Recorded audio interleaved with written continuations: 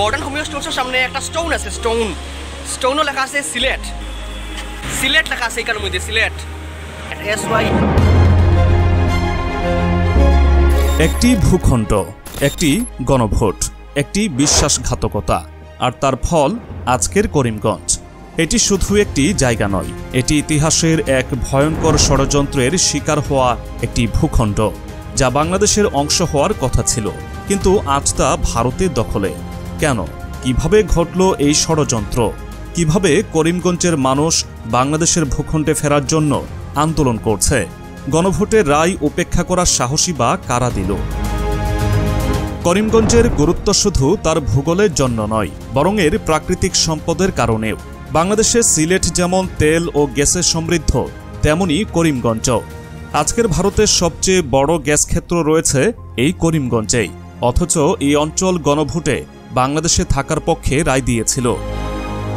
দেশভাগের সময় ব্রিটিশরা সিদ্ধান্ত নেয় করিমগঞ্জ সহ পুরো সিলেটের ভাগ্য নির্ধারণ হবে গণভোটের মাধ্যমে।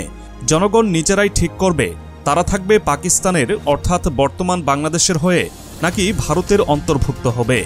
সেই গণভোটে করিমগঞ্জের সংখ্যাগরিষ্ঠ মানুষ পূর্ব পাকিস্তানের অর্থাৎ বাংলাদেশের পক্ষে রায় দেয়। কিন্তু তারপরও কিভাবে করিমগঞ্জ ভারতের অন্তর্ভুক্ত হলো, এখানেই লুকিয়ে রয়েছে এক ভয়ঙ্কর ষড়যন্ত্রের কাহিনী।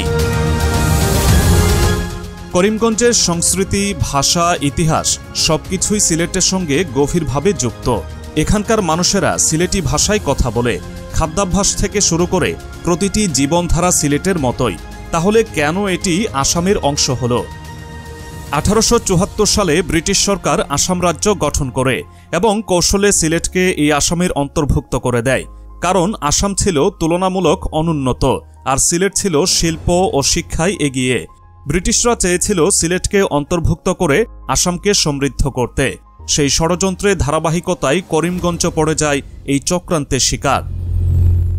1947 সালের 3 জুন লর্ড মাউন্টব্যাটেন ঘোষণা দেন দেশ ভাগ হবে ধর্মের ভিত্তিতে। সংখ্যাগরিষ্ঠ মুসলিম এলাকা পাকিস্তানে যাবে, আর হিন্দু সংখ্যাগরিষ্ঠ এলাকা থাকবে ভারতের অধীনে। সিলেট তখন ছিল মুসলিম সংখ্যাগরিষ্ঠ এলাকা, কিন্তু আসাম নিয়ে তৈরি হয় বড় বিতর্ক।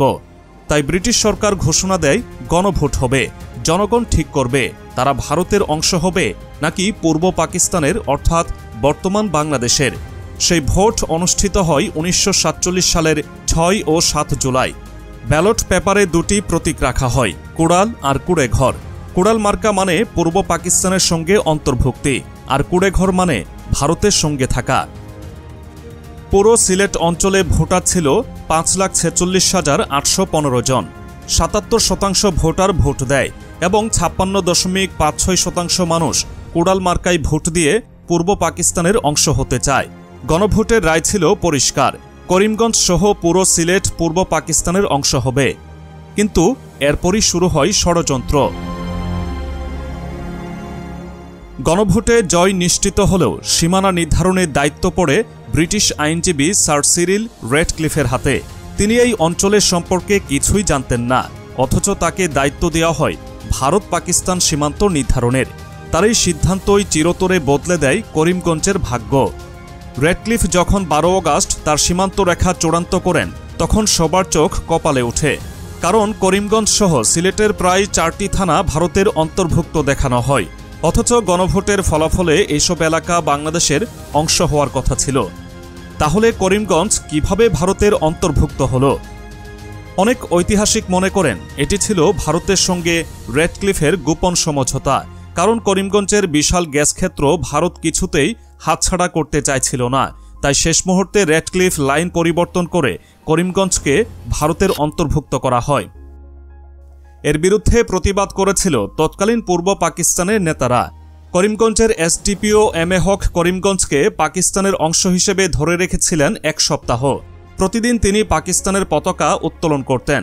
সামরিক সহায়তার জন্য সিলেটের জেলা প্রশাসকের কাছে বারবার বার্তা পাঠাতেন, কিন্তু কোনো সহায়তা এলো না। 14 আগস্ট পাকিস্তানের স্বাধীনতার পর 15ই আগস্ট ভারত স্বাধীন হয়। এরপর ভারতীয় বাহিনী করিমগঞ্জে প্রবেশ করে। এম.এ. হক আর কিছুই করতে পারেননি। তিনি করিমগঞ্জের পুলিশ কার্যালয় থেকে পাকিস্তানের পতাকা গুটিয়ে ফেললেন আর সিলেটে চলে আসলেন। করিমগঞ্জ ভারতের দখলে চলে গেল।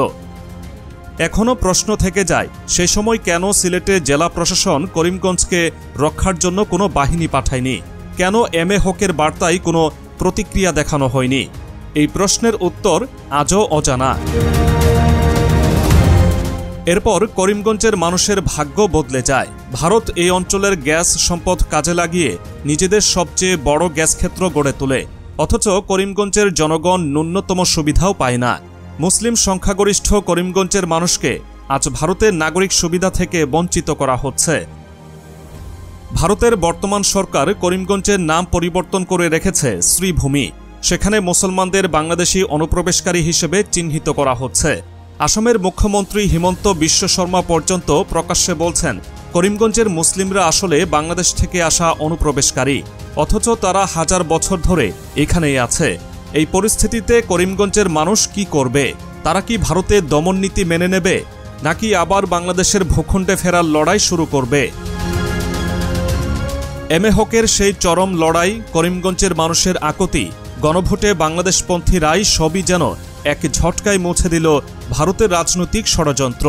করিমগঞ্জের মানুষ যে বাংলাদেশ চেয়েছিল সেটি ভারত মানতে চায়নি, কারণ করিমগঞ্জ ছিল শুধু একটা ভূখণ্ড নয়, বরং এটি ছিল ভারতের অর্থনীতির এক বিশাল চালিকা শক্তি। এখানে ছিল প্রাকৃতিক গ্যাসের এক বিশাল মজুদ, যা ভারতের শক্তির চাহিদা পূরণে এক বড় সম্পদ।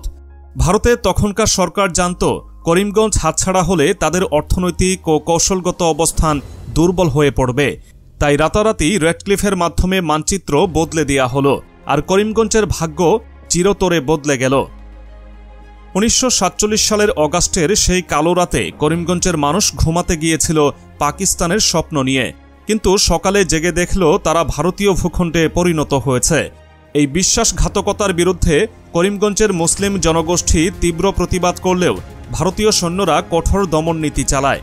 করিমগঞ্জের পথে পথে তখন নেমে আসে ভারতীয় সেনাদের টহল। মানুষের কণ্ঠ চেপে ধরার এক নিষ্ঠুর খেলা শুরু হয়। কিন্তু করিমগঞ্জের মানুষ কি সত্যি ভারতের অংশ হতে চেয়েছিল? ইতিহাস বলে তারা চায়নি। তাদের পূর্বপুরুষেরা পূর্ব বাংলার সঙ্গে থাকতে চেয়েছিল। তাদের মন মননে ছিল বাংলাদেশ, ছিল সিলেটের সঙ্গে ঐতিহাসিক একাত্মতা। কিন্তু সময়ের পরিক্রমায় ভারত এই মুসলিম সংখ্যাগরিষ্ঠ অঞ্চলকে নিজেদের করায়ত্ত করেছে শুধু রাজনৈতিক উদ্দেশ্যে। সেই ষড়যন্ত্রের ধারাবাহিকতায় আজকের করিমগঞ্জ এক অবরুদ্ধ জনপদ। ভারতের উগ্র হিন্দুত্ববাদী রাজনীতির শিকার হয়ে এখানে মুসলিমদের নাগরিক অধিকার সংকুচিত করা হচ্ছে। করিমগঞ্জের জনসংখ্যার 65% মুসলিম, কিন্তু তারা কি প্রকৃতপক্ষে ভারতের নাগরিকত্বের সব সুযোগ সুবিধা পাচ্ছে? একেবারেই না, বরং ভারতের কট্টরপন্থী সরকার তাদের বাংলাদেশি অনুপ্রবেশকারী তকমা দিয়ে কোণঠাসা করে রেখেছে। ভারতের আসাম রাজ্যের মুখ্যমন্ত্রী হিমন্ত বিশ্ব শর্মা তো প্রকাশ্যেই ঘোষণা দিয়েছেন করিমগঞ্জের মুসলিমরা ভারতীয় নয়, অথচ এই জনগোষ্ঠী হাজার বছর ধরে সেখানেই ছিল, সেখানেই তাদের পূর্বপুরুষের কবর। আজ সেই মুসলিম জনগোষ্ঠী সরকারি চাকরি থেকে শুরু করে নাগরিক সুবিধা পর্যন্ত সবকিছু থেকে বঞ্চিত। তারা ভোট দিতে পারে, কিন্তু কোনো রাজনৈতিক ক্ষমতায় আসতে পারে না। আর এখানেই ভারতের চরম নিষ্ঠুরতা প্রকাশ পায়। শুধু তাই নয়, করিমগঞ্জের নাম পর্যন্ত বদলে দিয়েছে ভারত সরকার। সম্প্রতি আসামের উগ্র হিন্দুত্ববাদী নেতারা করিমগঞ্জের নাম বদলে শ্রীভূমি রেখেছে। কিন্তু কেন? কারণ করিমগঞ্জ নামের মধ্যে ইসলামী পরিচয় আছে। ভারতের শাসকেরা এই অঞ্চলকে পুরোপুরি নিজেদের মতো করে নিতে চায়, মুসলিম পরিচিতিকে সম্পূর্ণভাবে মুছে দিতে চায়। এই ষড়যন্ত্রের বিরুদ্ধে করিমগঞ্জের মুসলিমরা কি চুপ করে আছে? একেবারেই না। করিমগঞ্জের অলিগলিতে চাপা উত্তেজনা। আলোচনার কেন্দ্রবিন্দু একটাই, ফিরতে চাই বাংলাদেশের ভূখণ্ডে। সামাজিক যোগাযোগ মাধ্যমে ক্রমেই বাড়ছে এই দাবির প্রতিধ্বনি। মানুষের মুখে মুখে ঘুরছে ইতিহাসের সেই সত্য, যা এতদিন ধামাচাপা দিয়ে রাখা হয়েছিল। করিমগঞ্জের সাধারণ মানুষ আজ যেন বাংলাদেশের দিকে তাকিয়ে আছে, কারণ তারা জানে একসময় তারা ছিল বাংলাদেশেরই অংশ। কিন্তু বড় প্রশ্ন হলো, বাংলাদেশ কি করিমগঞ্জের এই সংগ্রামে পাশে দাঁড়াবে? ইতিহাস বলে পূর্ব পাকিস্তান বা বর্তমান বাংলাদেশ করিমগঞ্জের জন্য লড়াই করেনি। সিলেটের ম্যাজিস্ট্রেট সৈয়দ নবাব আলী কেন করিমগঞ্জ রক্ষায় সাহায্য পাঠাননি? কেন এম.এ. হকের বার্তা উপেক্ষা করেছিলেন? সেই রহস্য আজও অজানা। পাকিস্তানি শাসকেরা করিমগঞ্জের ব্যাপারে কেন একেবারে নীরব ছিল? কেন এই বিশাল অন্যায়ের বিরুদ্ধে কোনো পদক্ষেপ নেওয়া হয়নি? এই প্রশ্নগুলোর উত্তর আজও মেলেনি, কিন্তু করিমগঞ্জের মানুষ উত্তর খুঁজছে। তারা জানে তারা একদিন গণভোটে পাকিস্তানের পক্ষে রায় দিয়েছিল। তারা জানে তাদের হৃদয়টা এখনও বাংলাদেশের সঙ্গেই আছে। তাই আজ করিমগঞ্জে তরুণ প্রজন্ম সোচ্চার হয়েছে।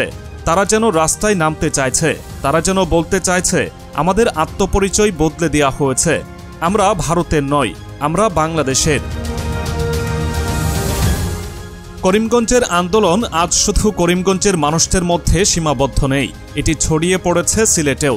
সিলেটের মানুষ আজ করিমগঞ্জের দিকে তাকিয়ে আছে, কারণ তারা জানে একটা সময় করিমগঞ্জ তাদেরই অংশ ছিল।